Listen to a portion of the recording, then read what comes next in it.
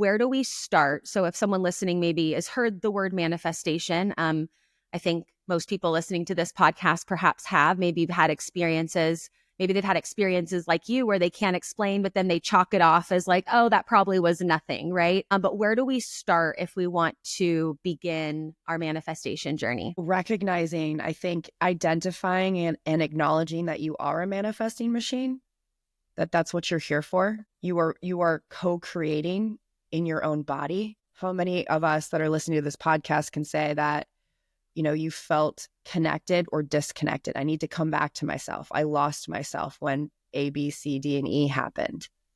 And so really understanding that you are here to create. Everything that you are doing in physical form is of co-creation in some way, shape, or form. And it starts with us. So identifying that you have that quality inside of you, and it's part of your it's almost like we just disregard the parking spots or the things that fall into place really easily in subtle tones.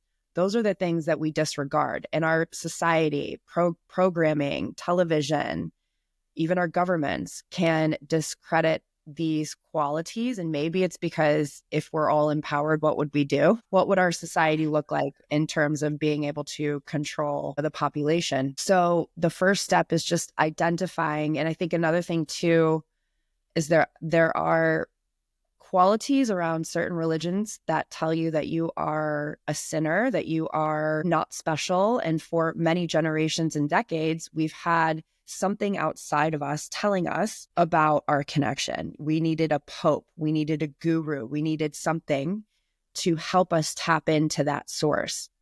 And so even just starting to identify that you are special, you are insignificant and extremely significant at the same time.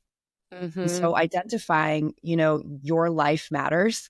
What you do matters. The things that you say or that you don't say, the actions that you take or that you don't take truly matter in terms of being able to manifest larger things, greater outcomes. And some of those things take time.